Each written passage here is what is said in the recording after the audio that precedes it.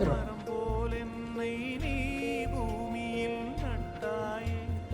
ஊர்கண் எந்த நீலே பட்டாலும் உயிர் நோக துடித்தாயே உலகத்தின் பந்தங்கள் எல்லாம்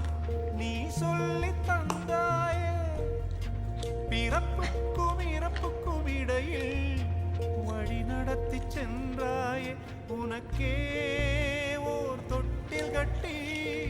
நானே தாயாய் மாறிட வேண்டும் ஆராரிராரோ நான் இங்கே பாட தாயே நீ கண்ணுறங்கு என்னோட மடி சாய்ந்து